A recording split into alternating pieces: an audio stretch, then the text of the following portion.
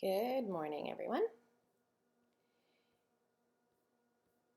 I hope you guys are all doing well today.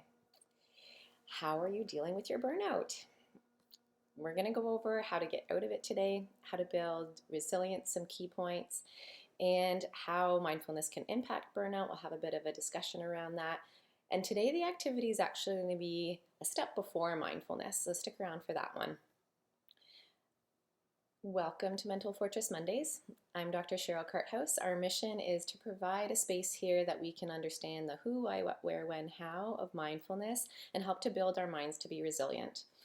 Especially still, we're in this ongoing pandemic. We've had a few different changes happen that, at least in Nova Scotia, we can go out into the parks. I hope everyone's helping themselves to de-stress a little bit with that. And we're still experiencing a lot of this. So all of this change, we're trying to deal with it. And so hopefully these activities are meant to help navigate some of these extreme changes. And they're tools that you can use really anytime that'll help then for future stress as well as we encounter it. We really can get through these crazy stressful times with more of a tool set, more things that can help us in the future as well. I know that mindfulness and some of these other activities we're going to go through today have really helped, as well as all of these learnings that I'm getting from different books and research. It helps to put things in perspective and understand how we react, and then we can change them a little bit too. In a state of burnout, our autonomic nervous system, this sympathetic branch that controls our fight or flight or freeze responses, they're in overdrive. And our goal is to help bring them back into balance and make it easier for us to stay in our window of tolerance that we've discussed in some of the other videos. If you haven't heard those, you're more than welcome to go back or tell anyone about them who you think might help, or it might help them or might benefit from them. When we're back in this balanced state, we can then more effectively perform, work, even our hobbies, what we're doing. We can have healthier communications in our relationships and engage in more positive activities for ourselves and for other people.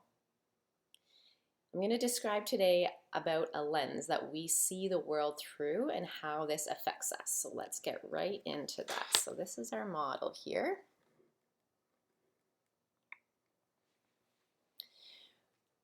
When we feel safe and secure, happy, inspired, the interactions with the world and our ability to feel capable, motivated, and be creative, to problem solve, those are all maximized. When we're in that state, it's a state of, we'll call it freedom and flow. So here in our model, this is this half of our circle. If this is us, this is ourselves. In this half, we're in freedom and flow, being creative, doing all of these wonderful things for ourselves. On the other side, if we feel unsafe, we feel very vulnerable, we're in a mode of protection or survival, we might push to keep going to try and make it through.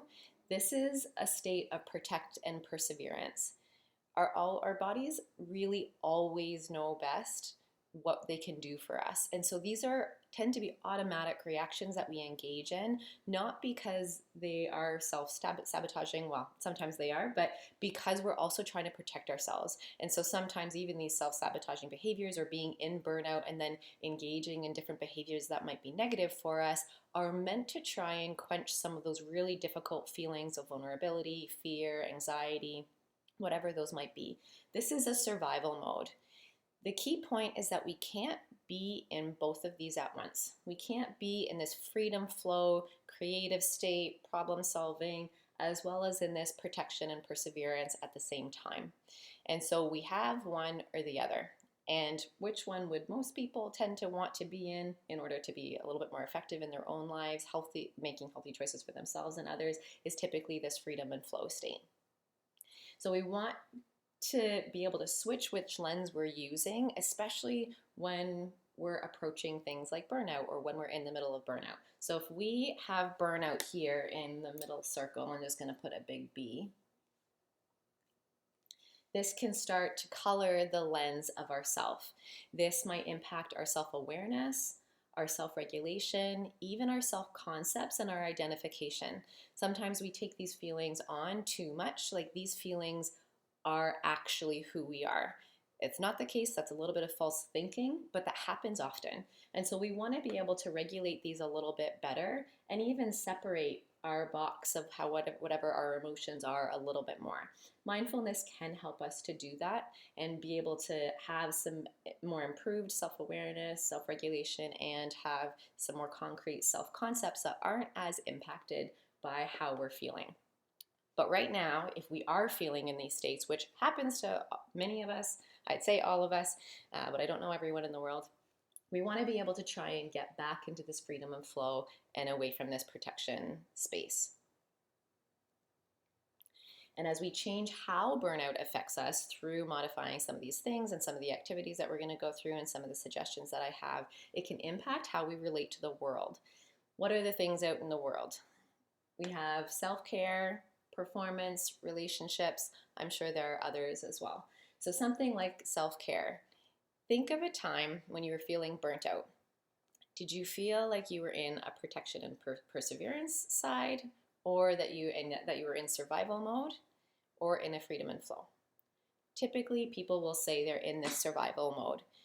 And now, how does that impact your self-care? Maybe the food choices that you're going to have, your eating behaviors, so what time you eat, how often you eat, how much you eat, or even your personal hygiene.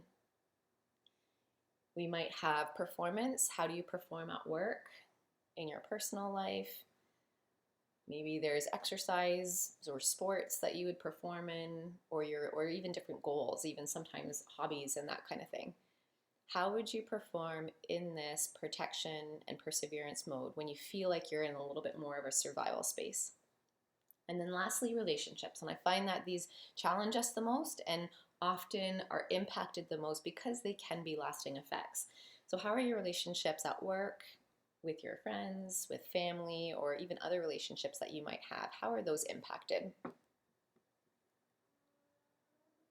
when you're in this survival and perseverance mode?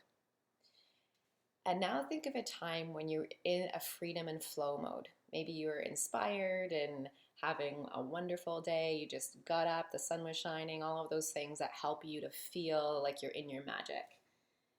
Then what choices would you make? In terms of your self-care, what food choices would you make?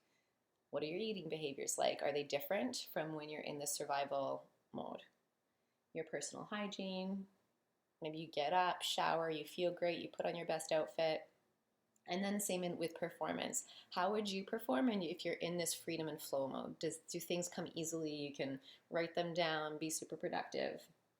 And then in relationships, how do you react if someone comes up to you with a difficult situation or problem, whatever it is that is going to require some of your effort?